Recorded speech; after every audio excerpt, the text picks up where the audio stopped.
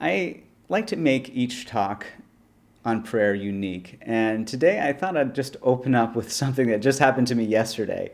I don't think of prayer as a kind of one-time confession, like you say that you believe in God or Jesus or believe in a certain doctrine, and then you're saved, or then everything is right in life. Prayer really is an everyday adventure. It's learning more and more about the nature of God, the cause of all life and goodness, and it's learning more about ourselves as the actual expression and manifestation of God. Now, yesterday I was supposed to run a marathon, 26.2 miles down in Providence, Rhode Island. And I was signed up to do this marathon, and I was just having some issues with my hip. It was kind of locking up when I was starting to do some training runs for this. And I'd only ran one marathon before about 2 years ago. And I just really wasn't able to train sufficiently for this marathon. I didn't run anything more than a half marathon in preparation for it. And as I was praying about this issue, I have a boy I used to mentor, and he actually got me to sign up for this marathon, and we were going to go down there together, and I just felt like I really couldn't bail out. And I tried to change the distance, and they wouldn't allow me and all that. And so I just really buckled down and started to pray about this situation. And I just realized that my ability in life doesn't come from necessarily physical routine or physical preparation. All experience begins in thought. When I'm talking to you right now, there's a thought, and that thought is actually moving my mouth, isn't it? There's a thought, there's an idea, and then that idea is expressed through my lips, and it's expressed through my arms. It's actually thought that is moving the body. And when you dream at night, you really see this in living color. You think that things are physical, that there's a physical body that you're walking around in, and if you see another person, it looks like they're a physical body. But when you wake up, you realize that the whole thing started, and in fact ended, with thought. That thought was really the source of everything. And as I started to pray about this marathon, I just started to feel this wonderful sense of just ability, of love, of joy, just well up inside of me. And I realized that my ability to run the marathon didn't come from any physical activity. Everything begins in thought. And I started to think about God as the divine infinite mind. And if I was the expression of God, the divine infinite mind, I had infinite ability. I'm going to talk about a wonderful woman today called Mary Baker Eddy, one of the most inspiring people I've ever heard about, read about. And she was someone who once talked about the idea of that if God is I am, then the son of I am is I can. And I just love that idea. And I just started to feel this wonderful sense that I can do this. But there had been so much fear that this hip issue was going to come up, and I wasn't able to even run a half marathon. How could I do the whole thing? Well, when I got there, I continued to pray, and there was a real shift in my thought. I was so focused on myself and my own inability, and I just started to open up to rejoicing in everyone else running this marathon, and that they were all wonderful expressions of God. And I just started to root them on in my own heart. And that kind of turning from self, from that obsession with my own limitations, to rejoice in the ability of others, that just brought this immediate sense of freedom to me. One of the things that Mary Baker Eddy wrote about prayer is she said that true prayer is learning to love and to include all mankind in one affection. And I felt like, as I was preparing for this marathon, my love for everyone just started to blossom. It started to grow in my own heart. I started to feel this wonderful just joy and in thinking about each and every person running this marathon as the image and likeness of God. Well, when the time came to run, there was a lot of things on my mind. I felt bad about the person I was with because he really wanted me to run with him for a portion of the marathon, and I thought that would kind of mess me up as well. Anyhow, I ended up running the first 10 miles with him. And as I was running, this idea from the Bible came that Jesus said on the eve of his crucifixion. He said to his disciples who wouldn't stay up with him, he said that the spirit is willing, but the flesh is weak. And it's interesting, I was just looking that up in the Bible. It's from Matthew chapter 26. And Jesus said, couldn't you watch with me just 1 hour? I think this applies to the lecture right now. Can't you just watch with me 1 hour and really focus on these spiritual ideas? Because they sure do bring healing. And they sure brought me healing yesterday. When I got to the half-mile marker, right where my hip was seizing up every time, I just felt a great sense of freedom, no pain at all. And the thing is about pain, about restriction, about stress, is that for any of those things to occur, you need to have two powers that are pushing up against each other, causing friction, stress, pressure. But the Bible says that there's just one thing going on. It's just God. And if there's just one thing, God, it's divine infinite love, that's really the source and substance of everything, then there can't be any friction, any pressure. And I started to feel that. And I started to think to my own self, that the little idea started to come, the spirit is willing, well, the flesh is willing too.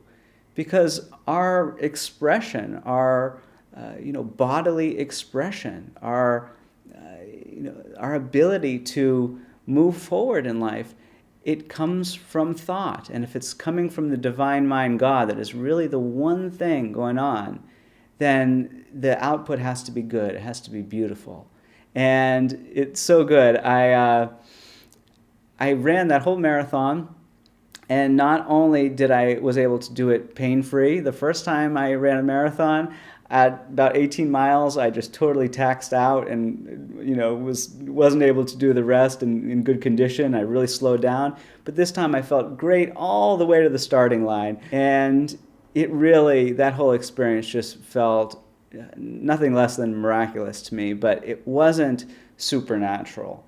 It was supernatural. All of my running friends and other friends I talked to about afterwards, they just thought, well, what happened to that pain you were having so often? You weren't able to train for this, and how did you run the whole thing without getting tired? And I even beat my time from 2 years ago when I trained much more. And so the whole thing was great, and there were other little things that came up. I started to get a blister halfway through, and I thought, oh, that's going to really be a problem if run another 13 miles with the blister forming. And I prayed about that and realized that there couldn't be any friction, any stress, and just expressing one thing, God. And then I just started to feel that harmony and just completely disappeared. That problem just wasn't there anymore. Well, you're going to hear a lot of healings like this, maybe much more profound than this, during this lecture. Prayer is not just positive thinking. It's not just wishful thinking. It's actually reorienting our thought to look at life out from God in such a way that harmony, that peace, that right functioning is always going on.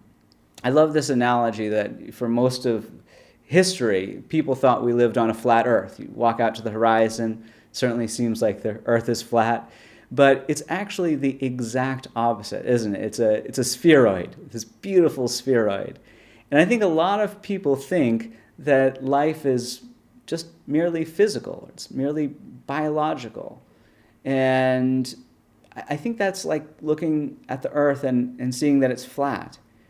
And yet, to get the view that the earth is a sphere, what do we need to find out? Well, if you back up in history, some people just knew that there was more than meets the eye. The reality, as it really is more than what we see on the surface of things. And lion-hearted men jumped in boats. They traveled all the way around the world, came back to the same spot and said, hey, I got a testimony to tell. They knew that the earth was a sphere. But not everybody believed them. Of course, there were many at that point who believed, because there was also a lot of what you could call science going on. Science is about observing the patterns and regularities of nature and then plotting out predictions and so forth, doing experiments, looking at the results of the experiments, and then finding those patterns and regularities. Well, that word science just comes from a Latin word that means knowledge. It's about true knowledge. And even though most people talk about science in terms of material patterns, Jesus said, you will know the truth, and the truth will set you free.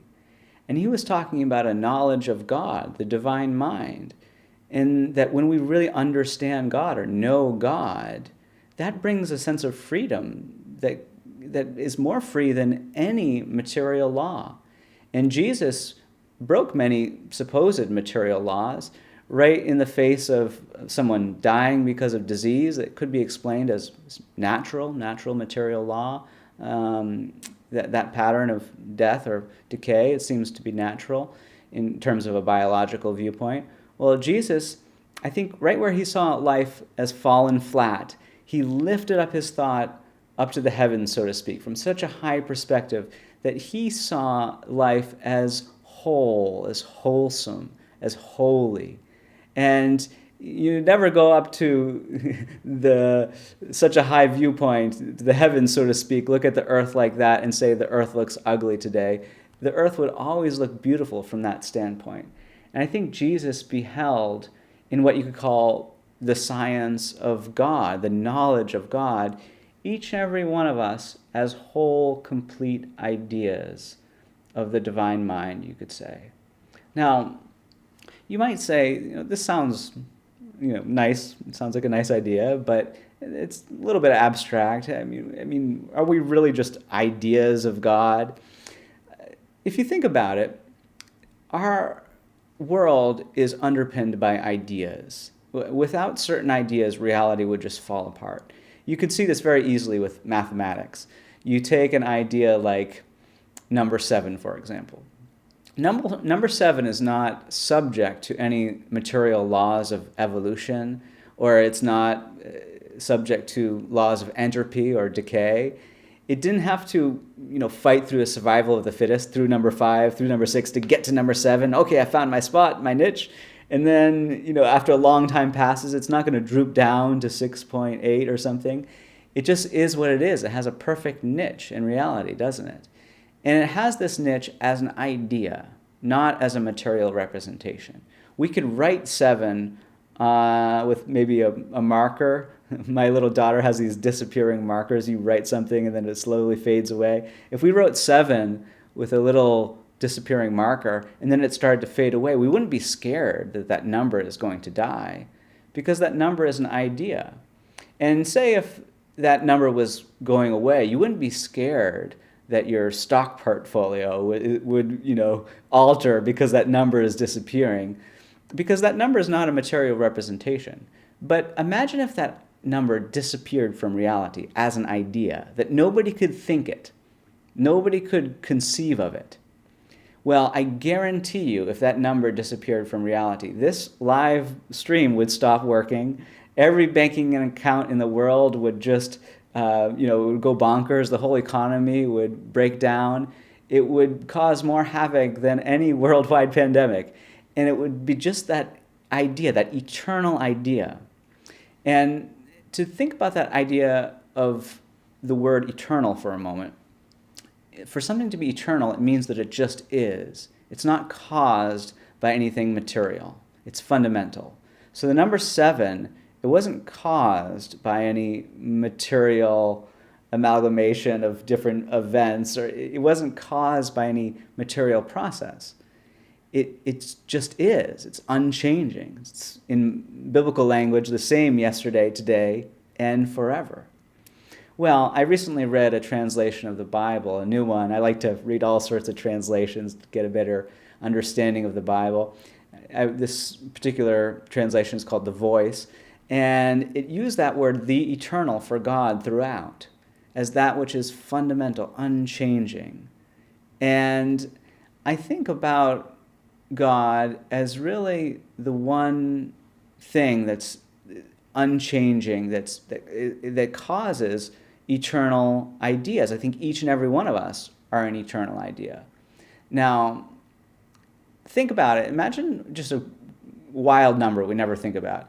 1,643,000. that number also vital to reality. If you pluck that number as an idea out of reality, again, bank accounts would stop working, this live stream would stop working. And I think each and every one of us are more valuable than a number in the number system. To God, we are so valuable, a beautiful compound idea of the best spiritual qualities. And each one of us has a beautiful niche in reality. You could think about it like every color in the color wheel. Every color doesn't have to compete with another color. It has its beautiful niche, beautiful place. And I think each one of us bring color to life with our unique individuality. And even though we're all unique, we're all coming from the same source, from God. So we're all brothers and sisters. We all have a common origin. We're all family together, no matter where we come from or what we've done in the past or what culture or language we speak. Well, I want to tell you a story about how some of these ideas came alive to me, and also taught me a little bit of a lesson about something that the world is thinking about right now, contagion. So when I graduated from college some years ago, I was just anxious to go out there and see the world. I'd always dreamed of going around the world, and I took a half year after I saved up some money, and I took a half year and traveled around the world, and I really fell in love with the Himalayas, the highest mountains in the world. And I did these high altitude hikes in Nepal and India and China, and I just loved it. I just fell in love with being up at those high altitudes, and the world just seemed more beautiful when I was up there. And I had not only just beautiful physical imagery when I got up to the high mountains, it gave me time to pray and really contemplate life. At the time, I was really rediscovering the Bible. I had studied in college what's called perennial philosophy or perennial religion. I was looking for the truths, the ethics, the healing experiences that pop up again and again in different cultures and religions throughout time. And I really was creating my own worldview, cherry-picking from different teachers, saints, and yogis and sages. And I wasn't expecting to find any one perspective that would transform my life. But as I was reading the Bible and studying the life of Jesus, I came across this book called Science and Health with Key to the Scriptures. Someone introduced me to the teachings of Christian Science. This is considered the textbook of Christian Science. And as I read this book, it felt like a coming home experience to things that I always had known deep down inside, but I had never heard articulated so sublimely and accurately and beautifully. And again, this book was talking about God as the eternal, and that death and decay and inability are just faulty material visions of life.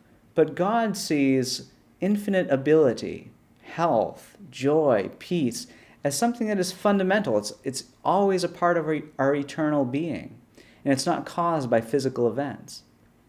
And as I was reading that book, I felt like I was coming home to not a physical place, but the consciousness of infinite divine love, which I think is the home of each one of us.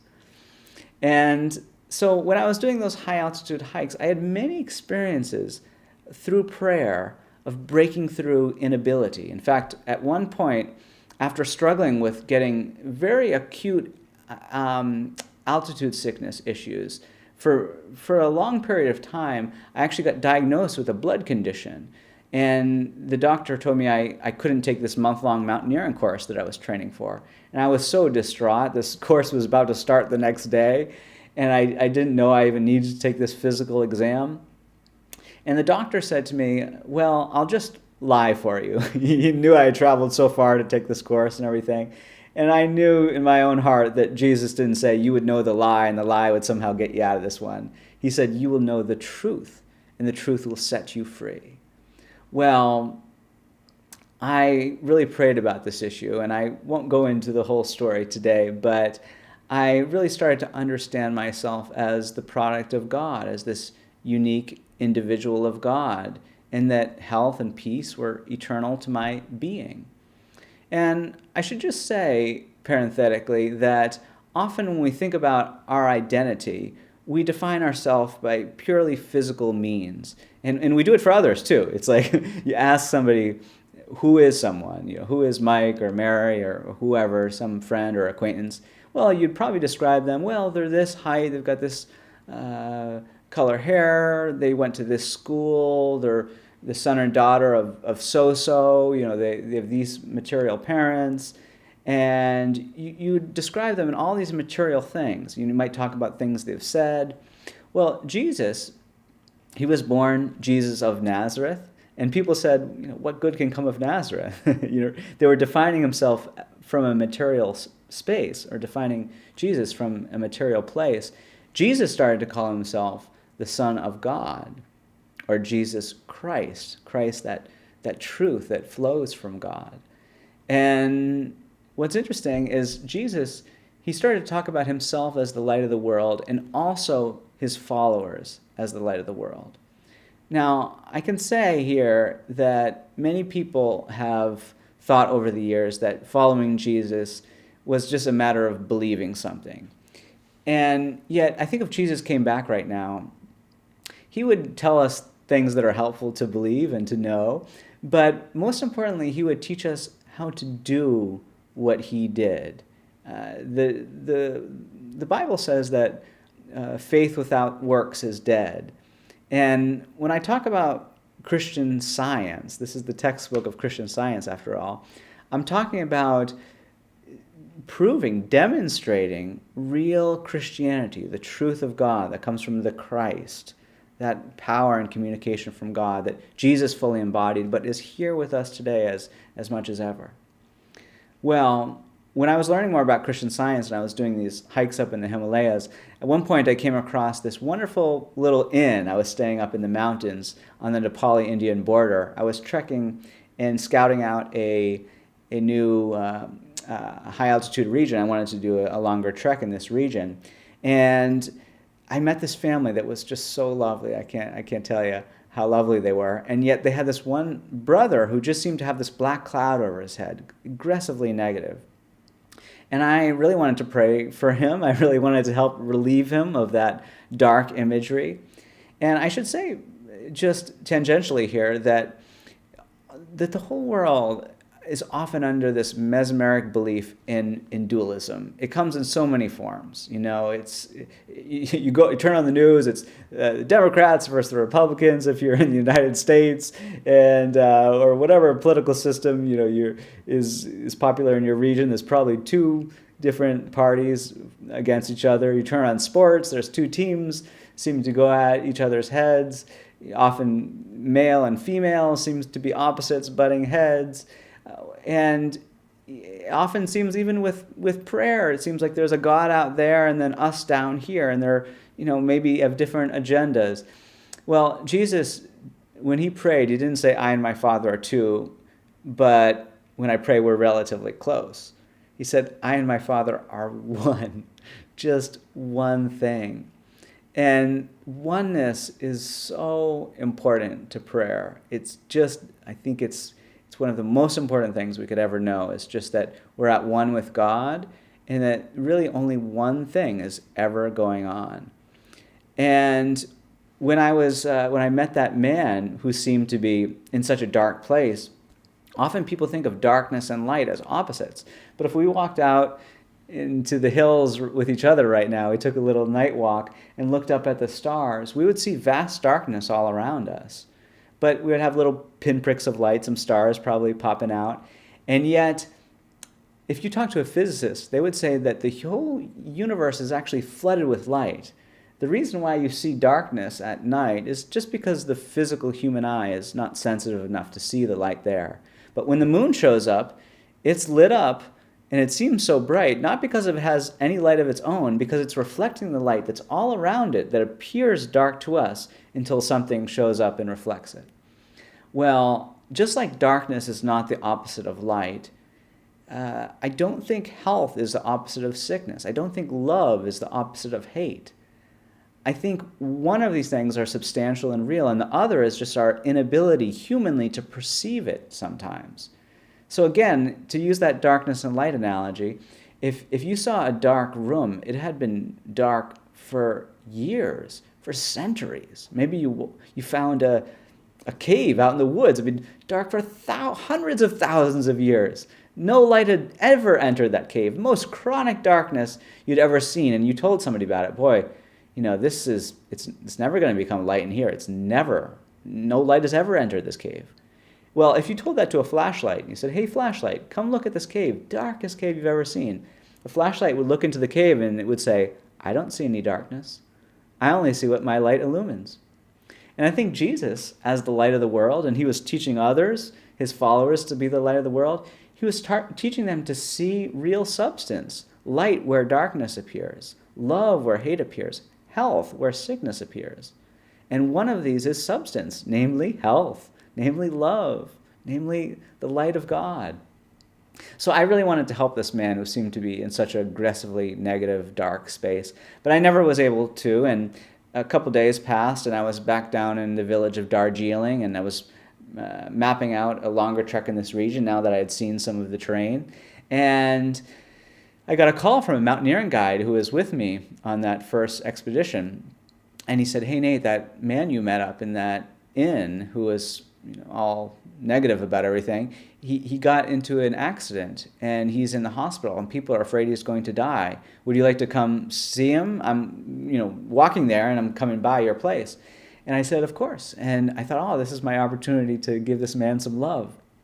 Well, little did I know, when I got to that hospital, I just did not know what I was walking into.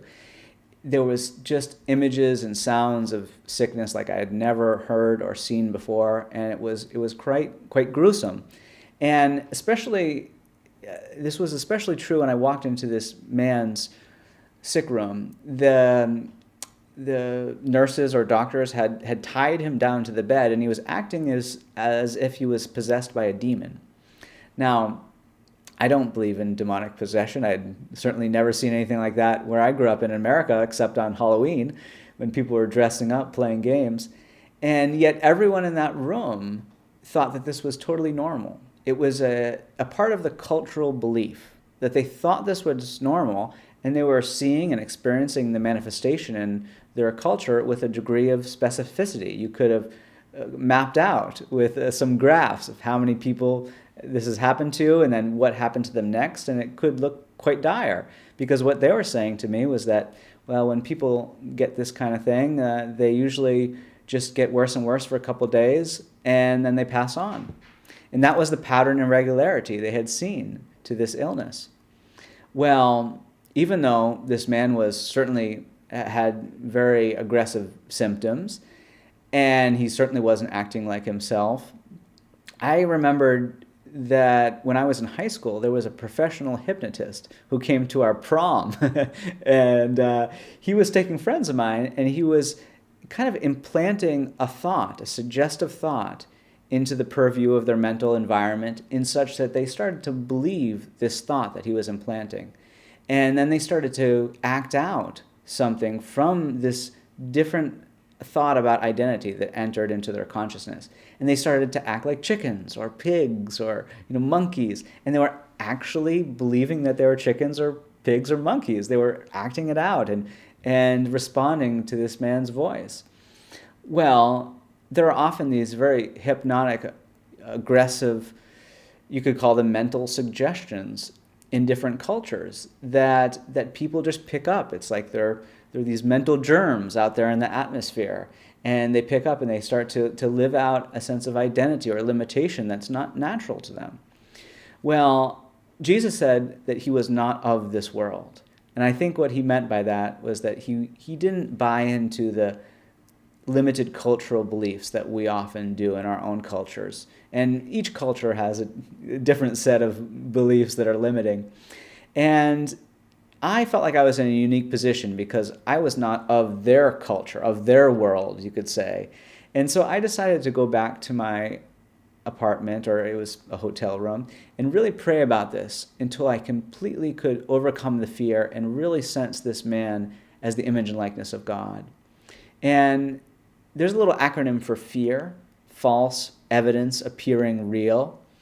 And when you see something like someone acting in a way that's just obviously not them, it can bring a lot of fear.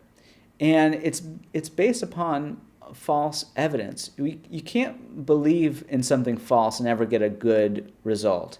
Like if you're trying to learn math and you put 2 + 2 = 5 together, and if you believe that and started to reason out from that, you're never going to create or build something successful with that math. Like if you tried to build a house and you kept using that math, 2 + 2 = 5, that house is not going to be stable. It's going to fall down.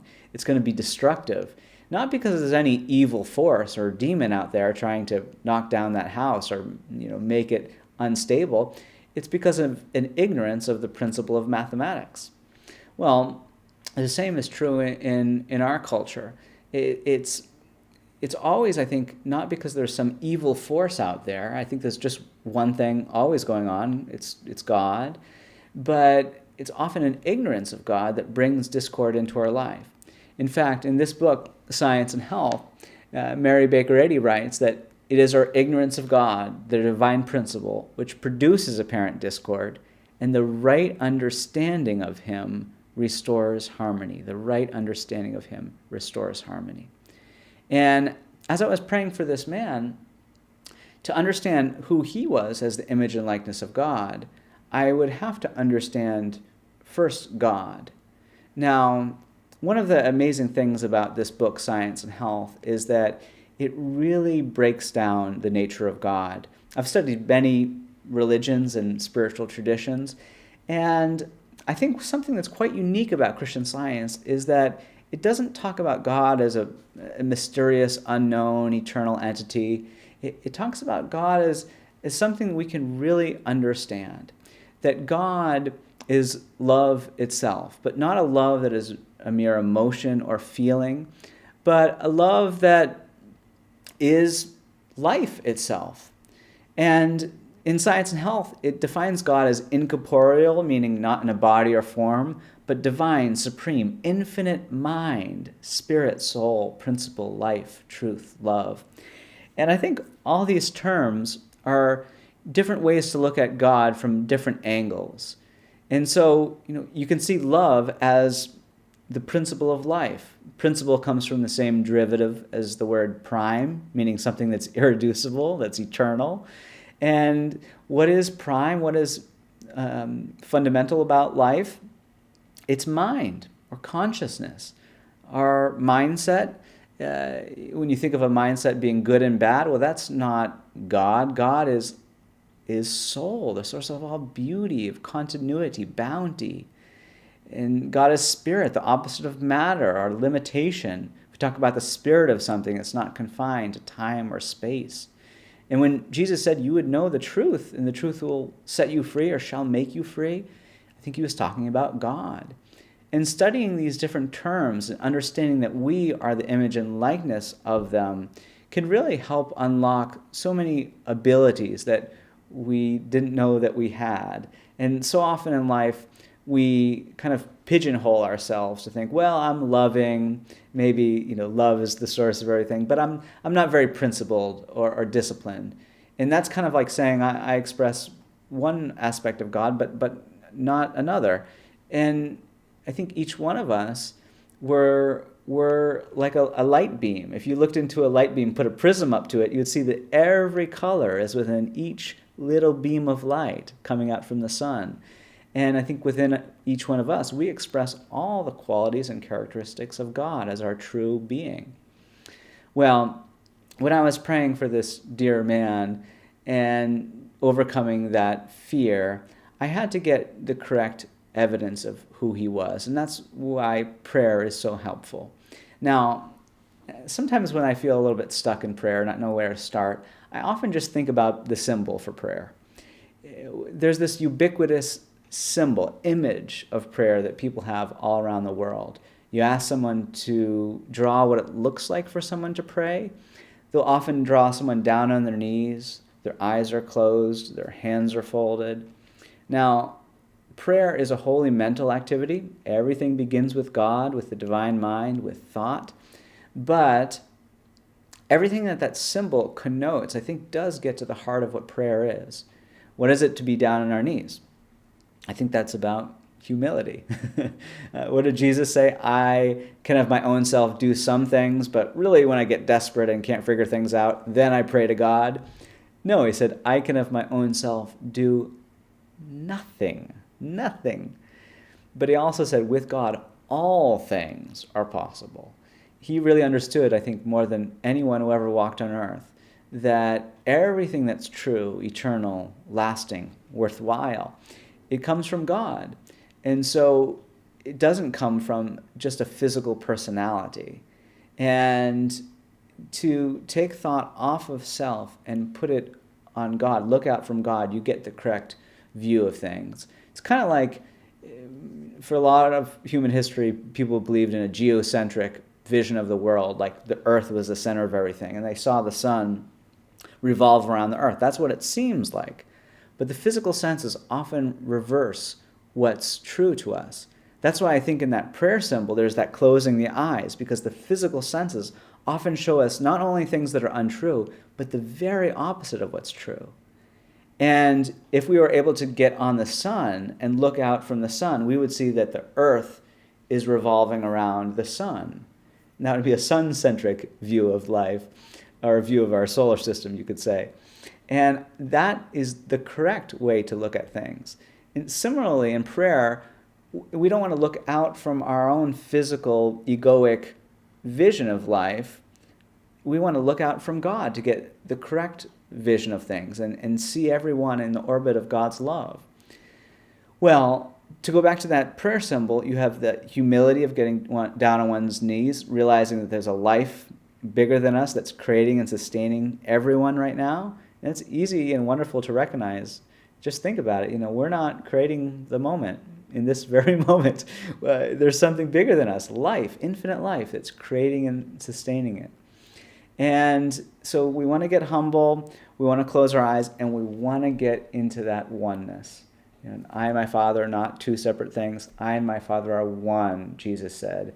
And then this book, Science and Health, Mary Baker Eddy even breaks the rules of grammar, saying principle and its idea is one, to try to really get that point across. Well, I started to feel that wonderful sense of this man's oneness with God as I was praying that night, that he was an idea of God that had a beautiful niche, that he was eternal. He didn't have to work up to health. Health was just written into his being. Words like whole and healthy and wholesome, they're often related in their etymology. And I thought of this man as a whole, beautiful idea, not fallen flat at all, not defined by the earth or our physical senses, but defined by God and always whole, wholesome, holy. And I started to feel that sense of the holiness of communing with God in prayer that night. I started to actually feel at one with God, that there wasn't this sense of division, this darkness of life fighting against the light, and that I needed to get the light to change the darkness. No, the darkness was never there. It was just my inability from the physical senses to perceive it, but it was always there. The light and love of God was right there with him, defining him, restoring him. Now, to go back to the light analogy one last time, if we're like a light beam, and maybe it won't be the last time because I love this analogy, but if you think of a light beam coming out from the sun, a light beam really is not defined by what people say to it. So if a doctor says some negative thing to someone, or someone says something negative to somebody, or they say something themselves, we often think that's what defines an individual, what someone says about them or what they have said in life. We often think what defines someone is what physically happens in their life. But if you look at a light beam, and if you try to pop a pill or a vaccine in it, or try to punch it or manipulate it, it wouldn't change that light beam one bit. It would keep shining uninterrupted. And if you tried to put that light beam into a box, you tried to literally put it in a box, walk into another room, open up that box, would it be in there? It wouldn't be in there. And why is that so? It's because that light beam is defined by its source, the sun, and not its material surroundings. And the light beam is made brand new right out from the sun every moment. And without going into all the physics of it, it is, those light beams are the sun's expression. When we look at the sun, we actually see its beams, its expression, its effect. And, we are the effect of God. God needs us. Every cause needs an effect. Life needs a manifestation. A mind needs an idea. And an eternal mind, the mind that is fundamental to life, God, needs its eternal ideas that are really unchanging, that have a perfect individuality. Jesus said, "Be therefore perfect, even as your Father in heaven is perfect." I think that's what he was trying to get at. Well, as I was praying that night, I just started to feel this wonderful sense of peace and love that transcends any, human reason or rationale. And I was able to eventually go to sleep peacefully that night. And when I went into that village for the next time, in fact, I started hiking out in that region on a longer trek, and I was going to stop by that guest house where I originally met that man and talk to his family. Well, he was already back there. Not only was he already back there, he was healthy. He was not only restored to his old self, he was a new self. He was happy and joyous. This amazing bliss was on his face. He had this winsome smile. It looked like he was on cloud nine. A totally different demeanor. And it really matched. It was akin to that same holiness, love, bliss that I felt in prayer that night. The effect of feeling our oneness with life. When we talk about that word love, it's often a feeling of oneness, right? When you hate somebody, it's separation. You feel like they're so different than you. And when you're in love, you feel at one with someone or something. If you walk out into nature and you really start to feel a sense of belonging, at one with nature, it's a feeling of unity. And that's what prayer is. It's a desire for that unity and a desire to understand it more. And it is the understanding of that infinite divine love. Well, I want to talk about death for a moment.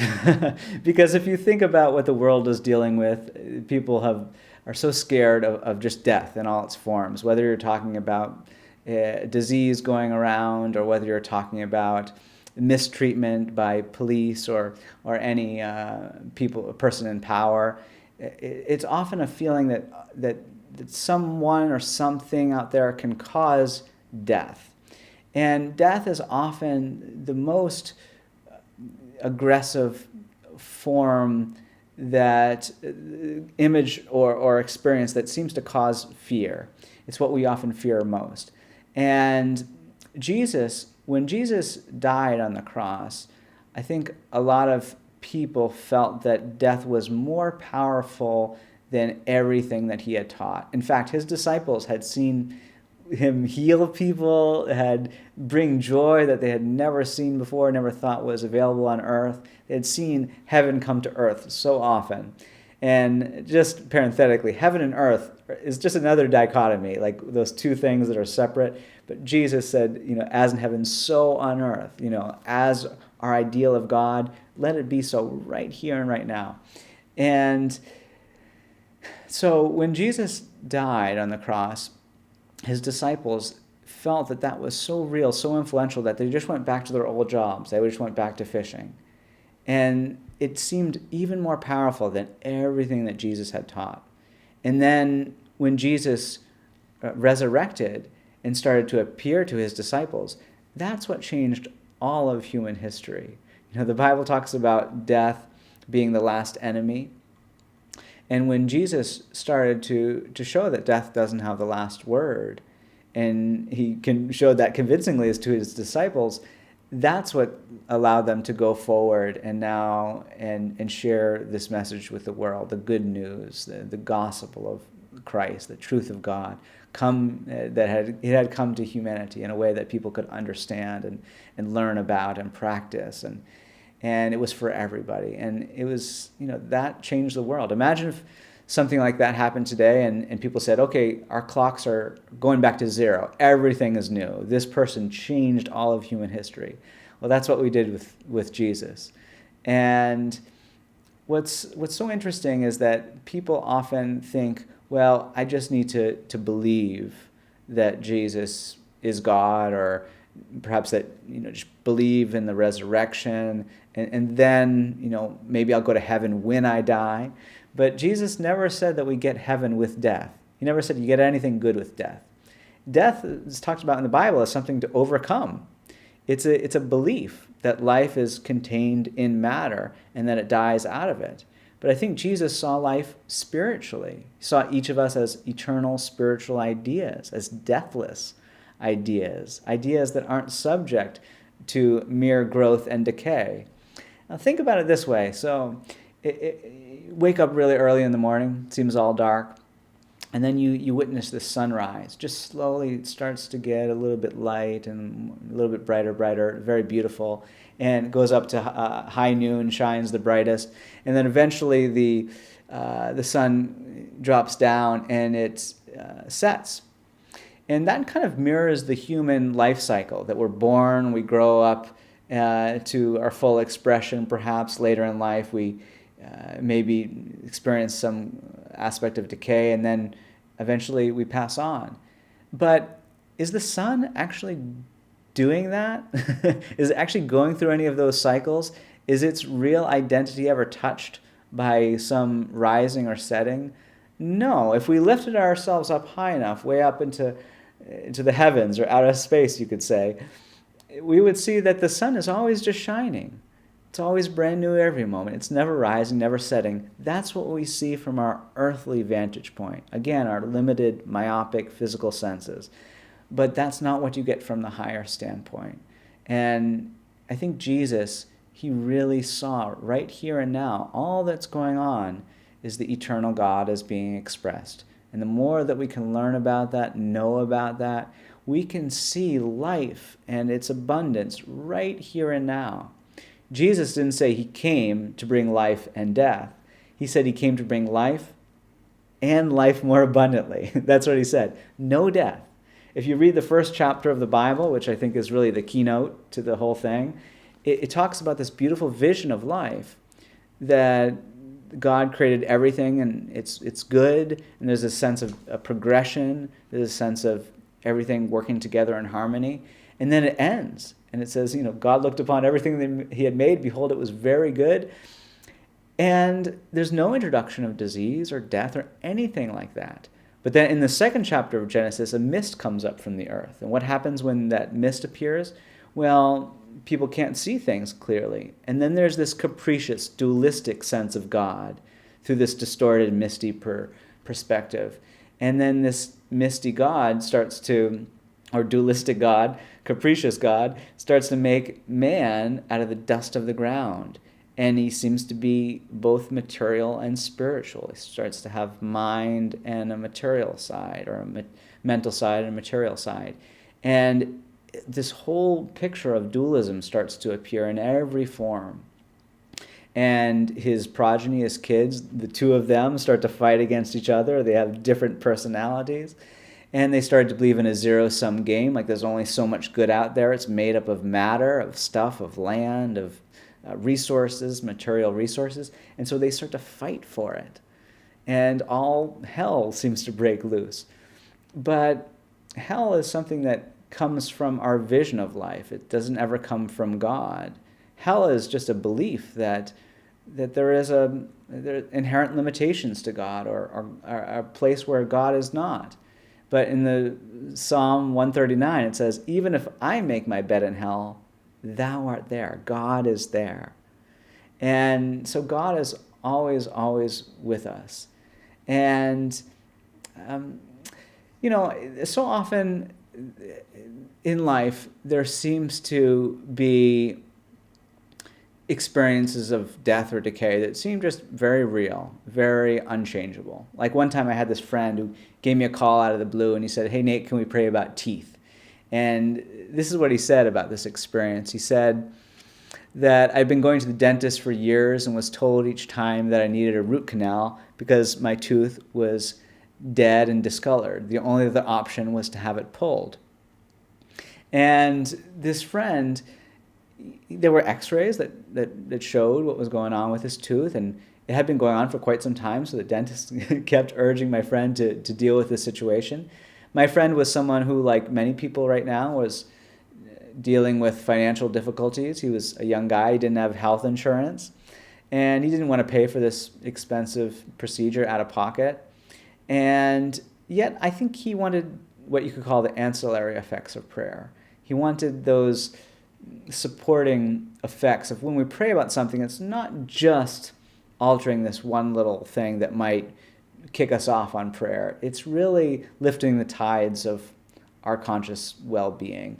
I have a home up in Maine, and it's on a coastal river, and when the tides come up, every boat in the river comes up with the tides, and not one boat is left down. And when we lift our thought to God, every thought that we're holding in consciousness is lifted up. And often we realize that, some thought sometimes is struggling to come up, and we realize, I actually have to get rid of that hatred for that person, or get rid of that sense of regret, or I have to stop thinking about myself limited in that way, because that isn't a part of the consciousness of God. And we need to often learn to just lift our thought to God in a way that's not based upon what you or someone else has done in the past. It's, those are what seem to limit us, right? What people have said about us, what has physically occurred in our past, and how the world has tried to box us in as this age with this problem, these physical x-rays or history, whatever it might be. And so anyhow, when we started to pray about my friend's tooth, we started to realize that the substance of his being was correlated to the understanding of God. If you take that word substance and understanding, they're actually saying the same things if you think about it. Understanding, substance. It's about what are we standing on mentally. And we started to stand on, in terms of his identity, not any physical thing like an x-ray. We started to think about that the ground of his being was God. That's what he was standing on. That's what he was built upon, the infinite principle of life. And we started to reason out from that metaphysically. If he was, the light of the world, there couldn't be any darkness within him. If he came from life, there couldn't be any death within him. Death is materially, everything dies. Only some things live. Death is an inevitability. And that is it's just the very opposite of what Jesus taught. I was recently reading a book that was celebrated by many as the most influential book in biology or even the kind of material science genre of books. And the author of this book is a ardent atheist, and he's won many awards for this particular book. I won't share the title today, but at the beginning of this book, there's a preface, and it talks about when you read this book, many people have got ill because this material or biological viewpoint that it exposes about the survival of the fittest and so forth, that it causes a lot of people to get sick reading about it. And it's just the opposite of this book, Science and Health. People who have read this book, the last 100 pages of this book are testimonies from people just by reading it have been healed of some of the most difficult woes in life. And Jesus said, by your fruits you shall know them. So even though we can see patterns and regularities, material science, on the surface of life, that doesn't often satisfy our heart's desire to know God, to know the big picture, to really know what's going on. And that often leads us to totally different standpoint. Just like we lift ourselves up in the sky, when we see the earth is flat, all of a sudden it's whole and beautiful and a sphere. And I think right where life appears to be material, limited, capable of birth and death, when we lift our thought to God, we see this eternal being. And as I was praying about my friend with his tooth issue, we started to really get a clear sense, I certainly did, about his substance, the substance of his life. In this book, Science and Health, it says, substance is eternal and incapable of discord and decay.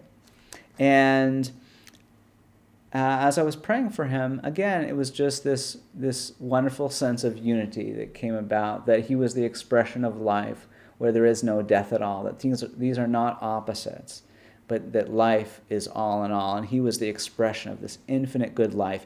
And like a light beam that comes out from the sun, if you put your hand up to a light beam for a long time, took that hand down, it would be shining brand new, because it's brand new right out from its source every moment.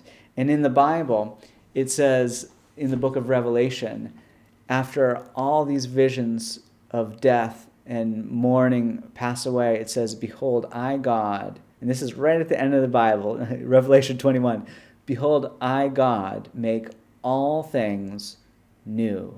And that sense of perpetual newness right out from God, really a hallmark of the way the Bible describes God's nature and of what God does. A mind manifests, a sun expresses light, and so it's just the nature of God just to make us new every moment. And so as I was praying along those lines, again, it's like that the feeling of true health came upon me. Often we think of health as a material condition. Mary Baker Eddy defined health as the consciousness of the unreality of pain and disease, or rather the absolute consciousness of harmony and of nothing else. So, just to finish this story, what my friend later wrote was, the day after we spoke and prayed about it, I went into the dentist and he and all the nurses were baffled. They looked at the x-ray from before, the ones taken that day. They looked into my mouth. They said that the tooth looked perfectly healthy. And I was fine. Nothing further was needed. They said that they had never seen anything like it before in all their years of dentistry. Well, isn't that nice? Again, not supernatural, supernatural. The most natural thing in the world. What we were doing there wasn't some unusual, esoteric, denominational, special secret teaching. We were just honestly opening our hearts to God to understand his true nature in a way that was really unlimited and that could unlock his full potential, and that we could see his life as whole and healthy here and now. And I think a healing like that, and I could share so many more with you, it just can't be tucked under the rug with some psychosomatic or materialistic explanation. I think so many healings, if you research more about Christian Science, you'll find that so many people have had healings that have come from very natural prayer processes that you learn about in Christian Science, but that often overcomes what appears to be a very strict material law. But again, Jesus, right where he saw material laws of limitation, like things like sickness that could be described through biology, or limitations that could be described through gravity, the physics, he overcame them by knowing what's really fundamental is God, and what God expresses is good. All things work together for good to them that love God. That's a law of right functionality. There's no dysfunction in God's kingdom. That comes from Romans 8:28. Well, I see some questions are starting to roll in. It's been about an hour, and so you're welcome to ask any more questions. I just want to share a brief bit about Mary Baker Eddy, and then we'll open it up to our Q&A. So Mary Baker Eddy is quite an extraordinary woman. Everything I've been sharing today really comes right out from her life, right out from her teachings.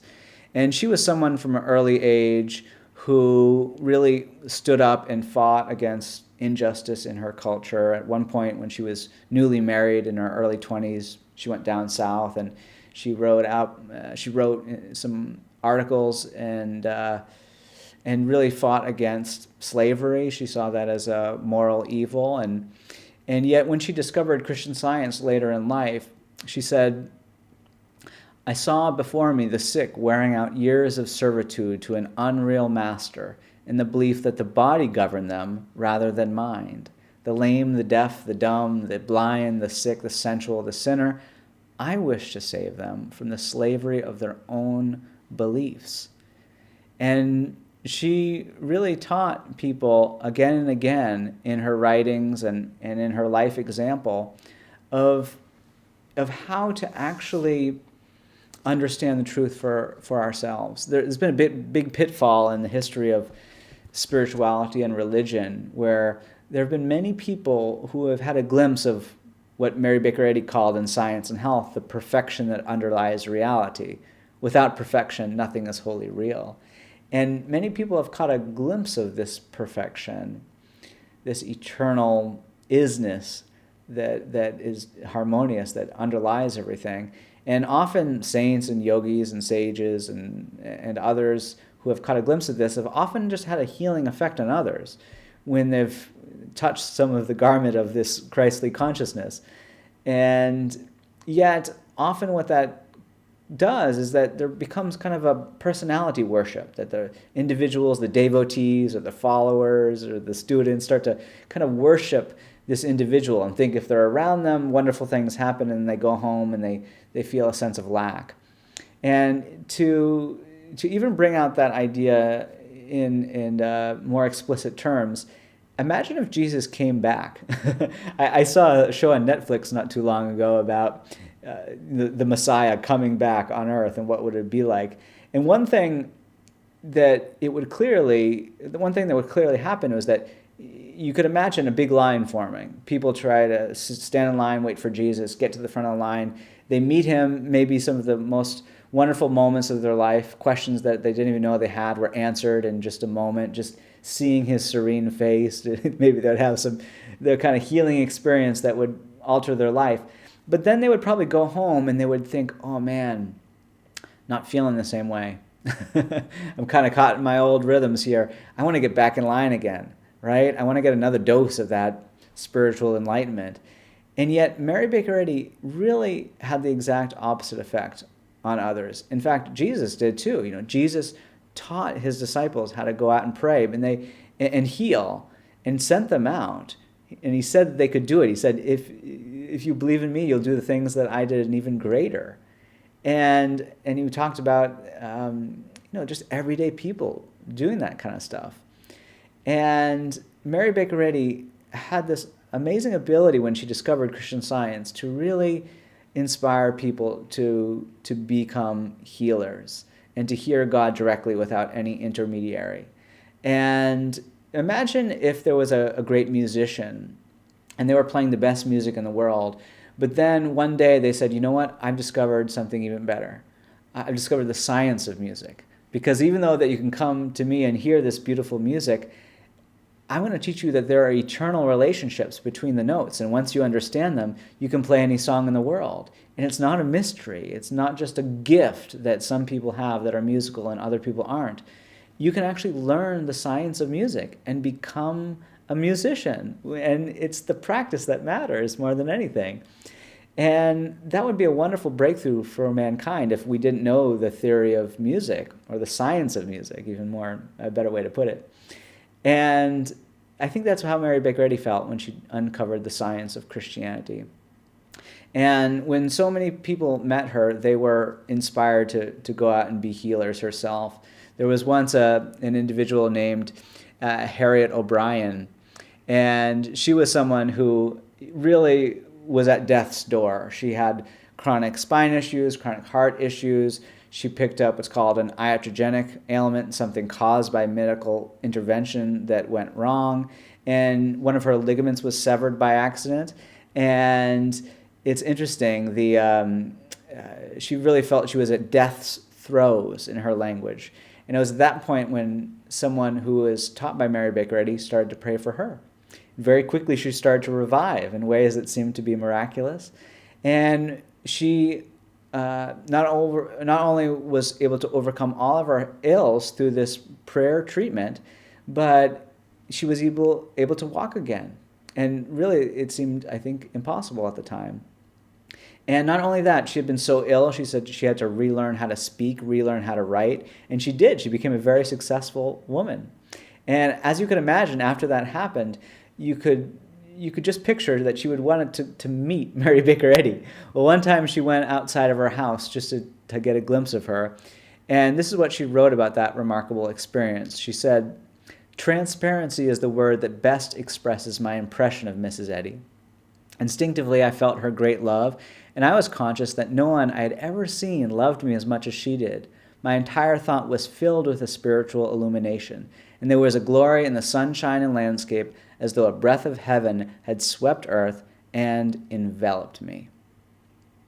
Well, you can imagine if that happened, you might be just knocking on Mary Baker Eddy's door the next day or showing up at her place.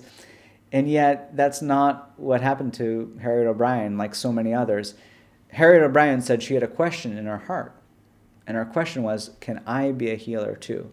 And she said the moment she met Mary Baker Eddy, that question in her heart was answered without words being exchanged. And she went home and she quickly started a public practice of Christian Science. She advertised in what's called the Christian Science Journal publicly as a Christian Science practitioner for over 50 years. And she said on several occasions, she's helped people revive from what appeared to be their deathbed to a life of health and prosperity. So I just think that's so cool. And I've met so many people who have grown up like I did, thinking, of course, I could never pray and heal like Jesus. That sounds mysterious, unusual. Maybe it's a gift that some people have. But then after studying Christian Science and learning more about the laws of God in this book and in some of the other writings of Mary Baker Eddy, and really getting a fresh glimpse of the Bible and understanding more about the way Jesus perceived life, because after all, the Bible promises that we can have the same mind that was also in Christ Jesus. Some Bible translations translate that quote from Philippians as the same mindset that was also in Christ Jesus. And so that's really what Christian Science is all about, getting that mindset that Jesus had and letting that spiritual perception of life bring healing and prosperity and ability ad infinitum. Okay, so I'm going to open it up to questions here, and I see a few of them are pouring in. So someone asked, how would you pray about employment and supply? I have been praying for God's guidance. Well, I thank you for asking that question. I know it's on the hearts of a lot of people right now. I think there are a lot of people out of work because of the worldwide pandemic that has been hitting people, some people really hard for the last year. And I would first say that to think of God as the only source of life, the very first commandment in the Bible is to have no other gods before me. And God is something that is influential, that's the power, that's the cause of something in our life. And when we think about the cause of money or supply in our life, it's easy to think that comes from a physical employer, that comes from an individual who owns a company or some boss, right? But to think about God as our employer, that if God is love, what is God employing us to do? Love is employing us, guiding us to be loving. What is principle employing us to do? It's employing us to be disciplined, to be orderly, because that's our real nature. God never asks us to do anything that's counter to our nature, but always and only to be like Him, to be the image and likeness of Him. And so often I found when I have felt stuck in life or unemployed or not expressing my abilities in life, to think about God as my employer and go through those different names for God that Christian Science reveals. And I would say parenthetically here that there are other words for God that Christian Science brings out, like father, mother. And so it's good to realize how we're all fatherly and express the beautiful qualities of the best father, and shepherding and creating order and love in individuals' lives, and also those motherly qualities of tenderness and patience and true compassion. And so I'll just share a quick example. Some years ago, I was feeling like I didn't know what I wanted to do in terms of work. I felt a bit lost, and I was actually doing a big hike. This was a couple of years after that other hiking story I told you. I went back to the Himalayas, and I went to do a longer expedition. And I had, it was almost 2 months I was going to be out there to do this expedition. And I, of course, had trained for this. I was ready to do this and excited about it. And yet there was just too much avalanche danger in the area, and the expedition got canceled. And I was just feeling listless and purposeless, and just felt like, oh my gosh, and now I'm just kind of halfway around the world. I got nothing to do, and I need to get a job, and what am I doing here? And as I was praying, I just started to feel that sense of God as my employer. What is God compelling me to do? Often before Jesus healed or helped individuals, he said, I was moved with compassion. And so I started to pray along those lines. I don't know the exact words I was using or anything, but that just God, move me. Let me be an instrument of your peace. Use me. Often, sometimes people think of prayer in the wrong way, that they're just trying to use God. There's never a good relationship when you're just trying to use somebody when you need them, but you're not really actively loving them. But I started to try to actively love and worship God and say, God, use me. Let me serve you and express your nature. Let me be an expression of your love, and let me be employed by you to do good. And so anyhow, what happened was there came an opportunity for this girl that we knew who had helped us out with climbing. I was with a friend of mine, and the two of us just felt guided by God, really, to get this girl on an airplane. She had never been on an airplane before, and she only had one parent, a mother, and she'd been separated from this mother for 2 years. And we decided to fly her over to Hong Kong and unite this dear girl with her mother. And it just felt right for many reasons. And it was just a wonderful thing. And this girl had never been to the beach before. We saw her first time walking on sand, and we saw her reunite with her mother, and it was just such a joyous time. And it was this kind of charitable act that we did, and that was good, and it felt lovely that we were able to do that. But I still felt like, well, I don't have any job and any purpose, and yeah, that feels good, expressing love and being charitable. But what's next? Well, as I prayed, I all of a sudden realized, oh, there's a Wednesday night church service, and I went to this church service in Hong Kong, of all places. And it turns out that there was, some people from Boston traveling from the Christian Science Mother Church. And they were at that Hong Kong service that night. What are the chances? And long story short, I was able to talk to them and share what I knew and loved about Christian Science and some of my media background.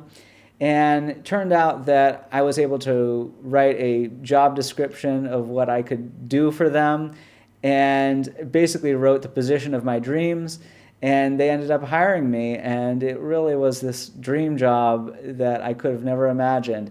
But it all started from that sense of really praying to be employed by God, do good.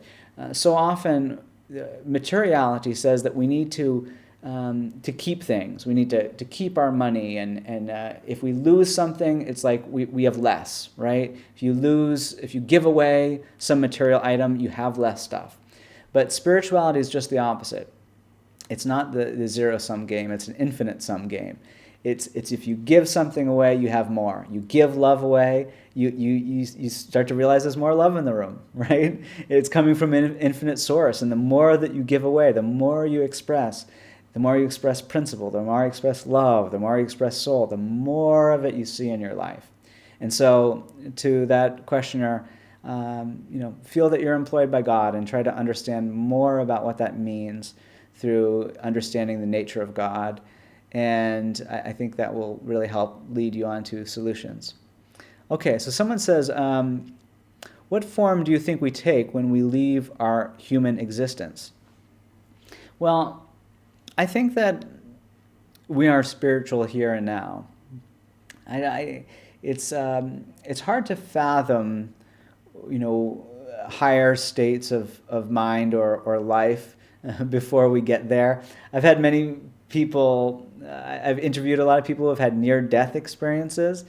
And sometimes a near-death experience or a life-after-life experience is opening up to a consciousness and awareness of existence that we're often too limited in our everyday experience through limiting cultural beliefs and education to often see or comprehend here and now. It's kind of like if you see like a lake and there's these little whirlpools in the lake, you could point at the whirlpool and say, that's a whirlpool right there. But that whirlpool, it's only made up of the water in the lake. It's nothing different than the water in the lake. And often you can think of ourselves as like whirlpools in the lake, infinite lake that is God. And you could point to us and say, that's an individual. But sometimes when a whirlpool opens, it becomes aware of, you could say, water all around it. Now, every analogy breaks down. I think we have an individuality that never dissolves, like you could imagine a whirlpool dissolving. So the analogy doesn't work there, but often when I think someone has a near-death experience, they're opening up to a wider sense of consciousness or life that's often not just within the purview of their own little mindset. And they often describe colors that they've never seen before, and they're not talking about what eyes are they seeing with. If there's someone's body is dead on the ground and they have this experience of seeing amazing colors, they often talk about a communication that's not physical in near-death experiences. They often talk about a sense of joy and unity that they've never felt, often describe it as love, infinite love. And then when they come back to their earthly lives, they feel constricted again, kind of a whirlpool of their own thoughts. Well, I think prayer is like when we're stuck in a whirlpool or concealed within a kind of an echo chamber, you can think of it, hearing the reverberation of our own limited thinking. Prayer is an opening up. It's an opening up to the great infinite I am. And I love that sense of just opening our arms wide to God, to the great infinite giver, that we're not creators. We don't have to focus on our own thoughts. If you think about it, thoughts just either come from God or they're sort of misty echoes, distorted echoes of what's real. We don't create thoughts. We don't create life. And when we listen in prayer, often we get a thought. Like I had a thought as I was praying about someone recently, and it seemed such a strange thought that was totally unrelated to them. And I started just to go with that inspiration that I got from God, and it turned out to be the exact solution that this individual needed. And it actually, they actually were in an accident, and they had x-rays of this accident. And because I was praying with something that was very specific to this accident, which was unbeknown to me, the next day they went back to the doctor, and the x-rays were, they said, oh, there must be a mistake here. You're just fine. Nothing is broken here. And anyhow, it's so important to realize that things come from God. The infinite divine mind is the only source. And so Jesus didn't say heaven is somewhere else. It's here and now. And just a couple things more, because it's such an interesting question. It's often we're so addicted to conflict, to dualism. Like if you turn on a movie, every movie that's popular, every single one, it's about some conflict, some tension in life. It's, the suspense of trying to figure out how this conflict is going to be resolved. I don't think we've ever seen a movie that's just purely about bliss, about unity, about oneness, about infinite peace and love. And we're not attracted to that yet until we get ourselves out of that obsession, that obsession with conflict. And as we do that, we actually start to desire more love and peace. And we don't know what it's really even like to truly desire that, to truly love that, to truly only want that, to truly build from that in our lives. And I think there'll be a point where we, eventually, I think as the Bible talks about, there will be a point where all evil will be overcome. We won't desire evil or conflict anymore, and we'll be able to have a much more heightened sense of just building and discovering good. It's just like when you learn mathematics, you're taught to forget the times when you got things wrong. You're not obsessed with conflicting ideas. 2 + 2 = 5. It's wrong. It doesn't have any principle. So you let go of it, and you build on just what's true. Well, as we love what's true about God and build upon that right now, we can begin to see and experience a deathless life right now. Experience heaven on life right now. Heaven on earth right now. So let's see if any other questions came in on the email here. And you're welcome to send anything in if you'd like. Well, somebody asked a question about Christian Science's take on the vaccines and whether we're like other faith traditions that are recommending to not take the vaccine. Well, I would just point everyone in the direction of christianscience.com. There are some wonderful resources online to learn more about Christian Science. You go to christianscience.com and learn about other lectures like this, learn about the teachings of Christian Science, how to listen to Science and Health online. There's also a place on christianscience.com where you can take a look at what's called the press room, christianscience.com/press-room. And you can hear about some public statements made from the church. And you can hear about how they're not choosing sides. Christian Science doesn't take a political side on certain issues. I remember growing up and going to some different churches when I was young, and the priests or pastors of these different churches that I went to with friends and family, they would often espouse a particular political viewpoint, like you need to do this because I'm on this side of the aisle or something. I'm on this team. And Christian Science doesn't do that. The book Science and Health, in the first chapter, it says the time for thinkers has come. And it allows each and every one of us to make decisions that are most in tune with our own conscience. And if you read some of these articles on christianscience.com/press-room, you'll read it's just from the heart of love. The Christian Scientists are there to serve our communities, to love our communities. We also honor individual rights to individuals to make their own decisions. But Mary Baker Eddy said Christian Scientists should be the most law-abiding citizens on earth.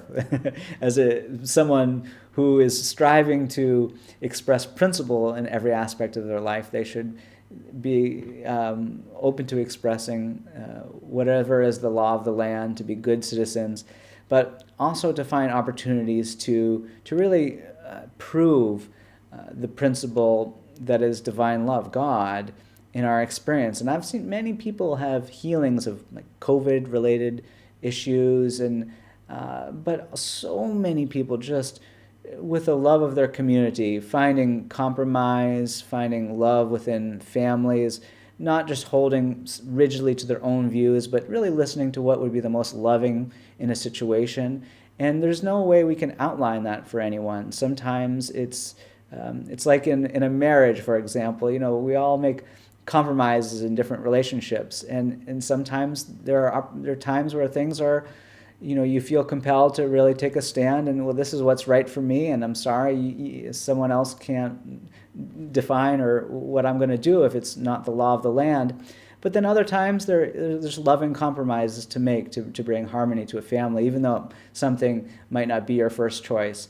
I know Mary Baker Eddy, in terms of vaccinations, vaccinated at least one of her grandchildren, and she was a very practical person and loving and really tried to relieve suffering whenever was possible. But she really saw from the big scale the best way to do this is through addressing our thought about issues, about dealing with the contagious negative, fearful thoughts that are in our society. And as we do that, we can start to experience this more capacious, whole person health that I don't think is achievable by any physical manipulation, including a vaccine or surgery or anything like that. I think true health is a state of consciousness and can only be obtained by knowing more about the divine mind, God. Okay, someone else said, how do you pray for perfect kidneys now using Christian Science? I have Christian Science textbook and reading about divine love, perfect, whole, and complete. Am I on the right track? Well, it certainly does sound like you're on the right track there.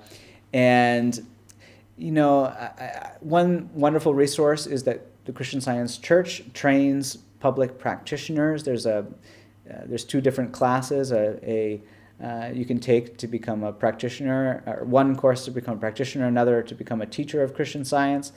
And often when you're struggling with an issue, if it's not working out through your own prayers, you can contact an experienced practitioner. Most of these practitioners are doing this practice of Christian Science as their only job, and others are also working for the church in different capacities. But it's wonderful to work with a practitioner. We can often turn things into thoughts, as Mary Baker Eddy puts it in Science and Health. And you can think about what different aspects of the body really are representing. Jesus used words like blood, representing, real life, but not he said you need to drink my blood and eat my body if you want to follow me, but he wasn't a cannibal. He was talking about a metaphysical idea, and I think blood represented really the life that was animating him, that was pumping through him. And when we think about right activity and the different organs in our body, we can recognize that all things work together for good. The law of right operation, you could say, or right functionality, that there can't be one piece that's out of line in life, just like there can't be one number in the number system that goes astray. Everything has its perfect niche. And so, to that dear person, I would certainly contact a practitioner if you're not working with one already, and to just know how dearly loved you are. You're not defined by any physical problem. Like when I was running that marathon yesterday, I started to be absent from the body and present with the Lord. I wasn't focusing on the physical limitations. And when things came up, like that blistering issue that started to come halfway up through the marathon, I really took my thought off of the body altogether, and I really started to think about myself and others as spiritual. And then when I looked back, that problem just wasn't there anymore. It didn't really make sense materially. It didn't seem like any way it could just stop going away. The rubbing of the shoe where it seemed to be just seemed to continue, but that problem just wasn't there anymore. And so, it's often really good to know the truth and stick with God much more than we're trying to correct an error. In mathematics, you might find an error, but you don't want to focus on the error again and again and again. You just want to apply correct mathematics where the error seemed to appear and realize that was wrong. And so we don't need to hold to a wrong image or a wrong feeling any more than it's just recognizing where we need to shine the light of God, the truth of God. Okay, so we're about at 90 minutes here, so I want to close it up. But I want to just really thank everyone for joining tonight, and especially the wonderful church, First Church of Christ Scientist in Topeka, Kansas. I know the folks are listening there tonight, and that lovely church would love to have you visit if you're ever in that area.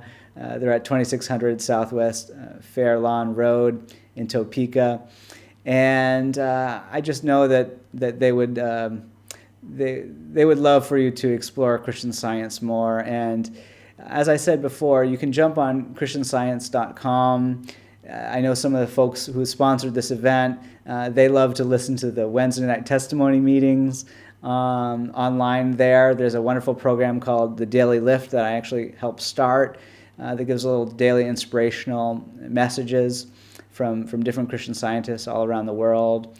jsh.christianscience.com. You can read articles written by people just dealing with all different life's issues for over the last 150 years and finding concrete solutions through Christian Science.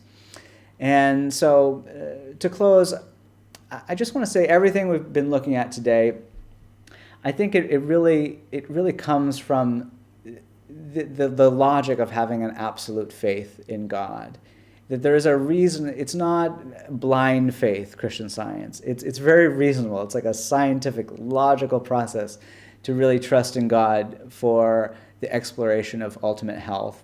And Mary Baker Eddy, in the first line of Science and Health, says, "The prayer that reforms the sinner and heals the sick is an absolute faith that all things are possible to God, a spiritual understanding of Him, and unselfed love." And to close, I'd just like to say that this line, the prayer that reforms the sinner, brings out the saint in all of us and heals sickness.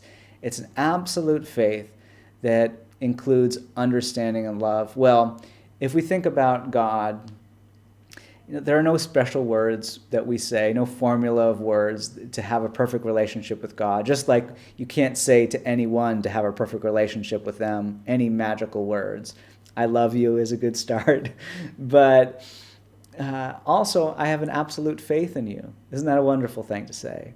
Or, I really want to understand you. Isn't that a wonderful thing to say? To have a great relationship with anyone, it takes really having faith in them, believing in them. It takes understanding them, which takes time of non-judgmental listening, quality time.